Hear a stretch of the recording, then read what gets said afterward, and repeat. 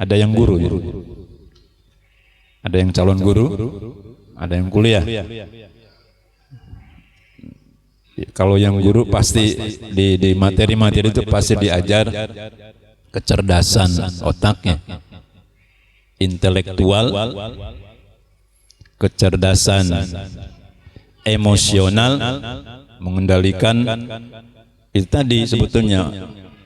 Cerdasnya emosi orang bisa sabar, cerdasnya otak dia bisa pintar, cerdasnya hati spiritual dia bisa taat kepada Tuhannya. Lengkap. Kalau tiga-tiganya cerdas ya diasah, tugas guru kan mengasah itu. Bukan, betul kata Pak Ustaz Slamet tadi, santri murid nakal digenyek-genyek. Oh ini nakal, ini nggak bisa, ini gablek misalkan, kamu nggak pernah ini. Bukan anaknya yang bodoh, kita kurang bisa memunculkan potensi yang dia miliki. Karena itu guru itu kudu pinter, guru itu harus pandai, mampu mendeteksi kecenderungan anak mau kemana, pengen apa. Nah, dari sisi pendidikan seperti itu kurang lebih. Artinya kita kembali ke sabar. Orang kalau mampu mengendalikan emosinya tadi, kalau istilah apa namanya di sekolah, ini mengandalkan sekolahnya aja tidak cukup, Pak.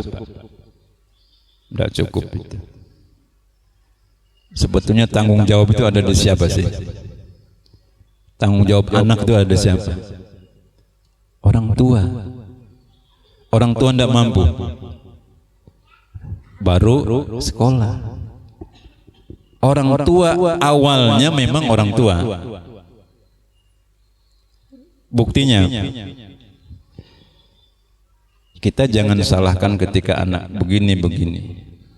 Jangan-jangan, mohon maaf, proses kita menjadikannya pun itu jangan-jangan kurang islami.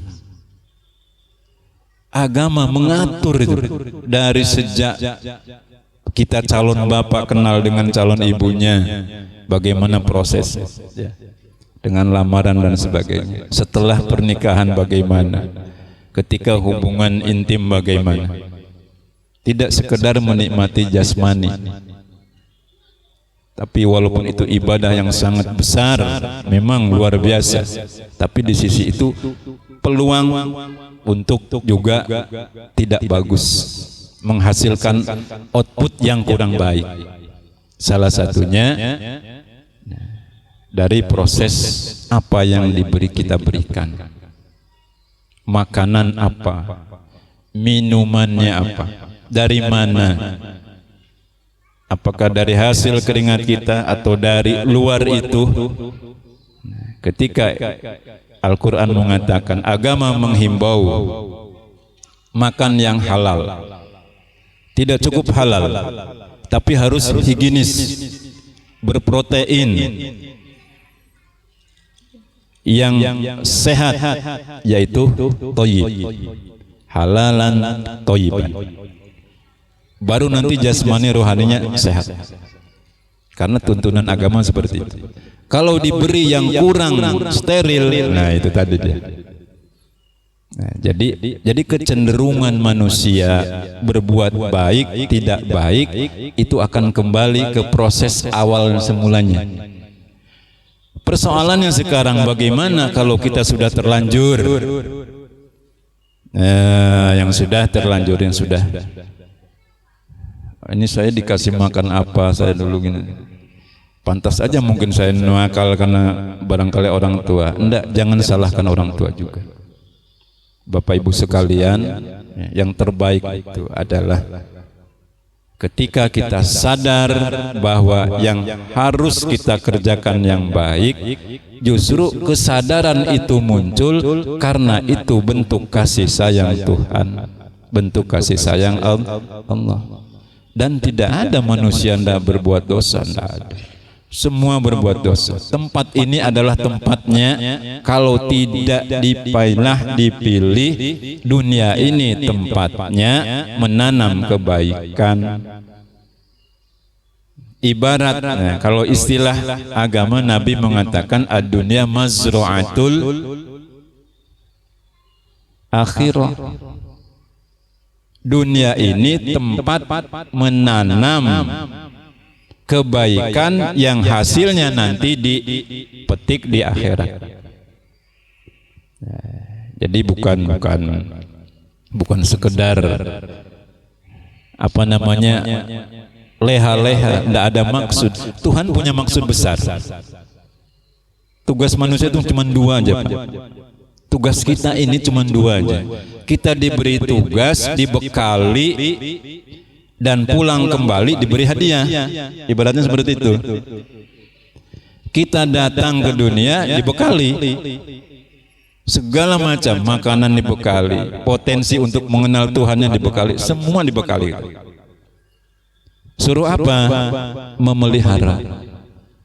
Memelihara apa? Memelihara yang sudah ada, yaitu dunia. Apa yang tidak diperbolehkan, yang tidak baik, yang mengakibatkan dirinya nanti rugi, yaitu berbuat dosa. Setelah itu pulang, kita diberi hadiah. Ini yang dimaksud, yang disebut dengan rahmannya Allah. Loman Allah itu. Kalau kita sadari, renungkan itu, datang tidak bawa apa-apa, pulang pun nanti begitu. Tapi ketika kita sudah pandai, sudah bisa, sudah ini, sudah balik, sudah dipanggil kembali dalam kondisi yang semula kita datang. Yang diharapkan Tuhan seperti itu. Nah, begitu datang, mana amanatku, sudah dikerjakan apa belum? Kalau tidak dikerjakan, ya berarti antum harus tanggung jawab. Ya mohon maaf ya, tempatmu di sini. Nah, yang jelek tempatnya di tempat yang jelek dulu, dibersihkan dulu istilahnya. Cuman ada keuntungan Bapak Ibu sekalian, bagi orang mukmin itu keuntungannya apa? Tapi jangan dipakai hujah, jangan dipakai apa namanya dasar hukum. Orang mukmin itu walaupun dia berbuat banyak dosa terus masuk neraka, pada akhirnya nanti akan kembali ke surga pula. Dengan satu syarat, bahwa dia mengakui keesaan Tuhan walaupun tidak ibadah. Man qala la ilaha illallah dakhalal jannah.